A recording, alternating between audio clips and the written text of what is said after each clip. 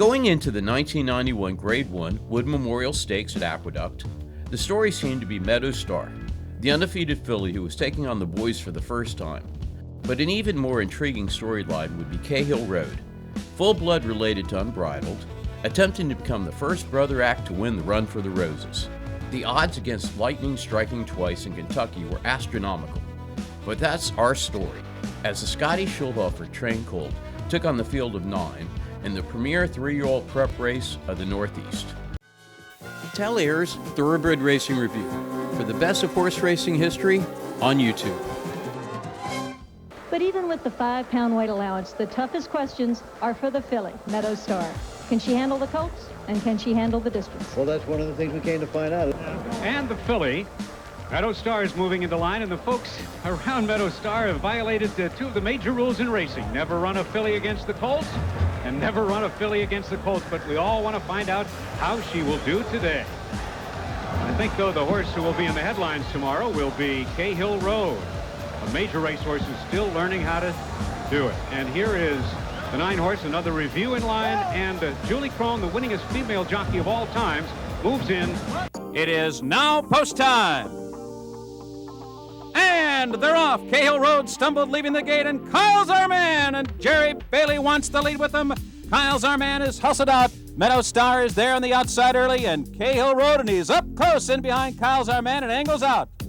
Round the first turn, Kyle's our man now dashes clear by 2 lengths. Cahill Road is second. King Mutessa on the inside racing in third position, and Meadow Star, the filly, is rating in between horses fourth.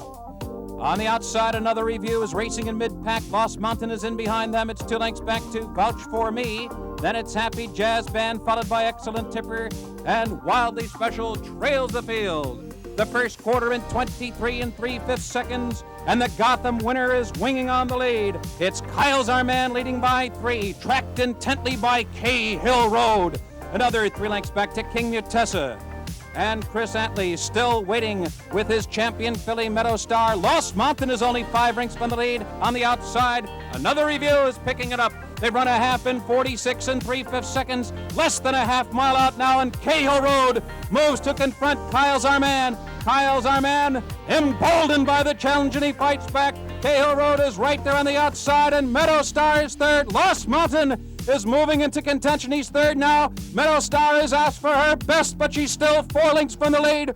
And Cahill Road is forged to the lead at the top of the stretch here at Aqueduct. But Lost Mountain is charging to him on the outside. Kyle's our man has faded to third, and the filly is fourth. Down to the final furlong, Cahill Road is put to the test here by Craig Barrett. Lost Mountain on the outside, trying to get to him, and he's not going to do it. Cahill Road with powerful strides comes to the wire in the Wood Memorial. He wins it by 3. Oh, brother! Lost Mountain was second by 6. And the filly finished 4th, beaten about, I'd say about 7 or 8 lengths. So it's Cahill Road taking a giant step to the Triple Crown, and I guess we'll see this horse next in the Kentucky Derby. The final time, 1 minute 48 2/5 seconds, the third fastest Wood. Well, you know, no horse that was not raced as a 2-year-old has won the Derby since Apollo in 1882. And of course, he did not run as a 2-year-old. And he injects a little element of speed. He was stalking the early pace of Kyle's our man, and I'm sure that the connections of Dinard and Strike the Goal would like to know that there'll be a little lick anyway. Well, and now Scotty Schulhoffer has 2 big horses for the Kentucky Derby, Cahill Road and Fly So Free. Quickly, let's go to Charles and Canty with Chris Antley, who rode the filly Meadow Star. Chris, obviously the question is, what happened? She looked like she was, in good striking position going into the turn, came up a little empty. Well, I tell you, the race unfolded exactly like we thought it would. The 2 speed horses in the race, we thought we'd go and we'd be right behind them, laying 3rd, 4th, right along in there. I called on her going into the turn when Craig asked his horse for a little run, and my mare kicked in, but she just wasn't enough today. All right, it was a good, honest effort. She deserved a try. Thanks a lot, Chris. We'll go back to Joe. All right, thank you very much. Here is Scotty Schulhoffer, the trainer of the winner. Congratulations, Scotty, first of all. Thank you so much. Now it looks like you're going to have 2 big horses going to the Kentucky Derby, right? Well, it looks that way. As of now, we'll have to see how he comes out of this and how everything goes. A little stumble at the start. Yeah, he stumbled at the start and scared me a little bit, but got back on his feet real good and moved into the first turn in good shape. In the blue and yellow silk with the yellow hat. Yes, now he wheels to the outside of Kyle's our man, and so right here I felt real comfortable because he'd gotten out of all the traffic and couldn't get knocked around in. Did you change anything after his loss in the preview stakes in Florida? No, that I think taught him an awful lot, and we just let him run away from the gate a little bit better today. Hoping so, but when he stumbled, that scared me. Going about here, did you think maybe the other horse might run away with it? No. He's too good a horse. Okay, he's got as much speed as Kyle our man's got. We can go to him anytime he wants to. Of course, no full brothers have ever won the Kentucky Derby. Could be. That's true. Yeah. It would be mighty nice, wouldn't it? It sure would. Same colors, same owner, same father and mother, different trainer. Different trainer, that's all. Here's a good look at him. The horse that's on his way to the Kentucky Derby. Cahill Road. There he was during the race.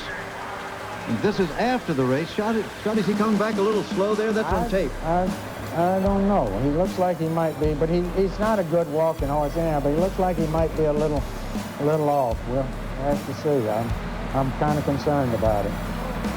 Well, that's too bad. Yeah, he certainly appeared to be favoring the near foreleg, didn't he? His left front, yes. Yeah. Well, we certainly hope that that's going to be okay. I know you'll want to go back to the barn and find out what's going on. Yes, certainly. Thank you very much for stopping by with us. Here is Scotty Schulhoffer in the stretch, by the way. Come on, he's got it.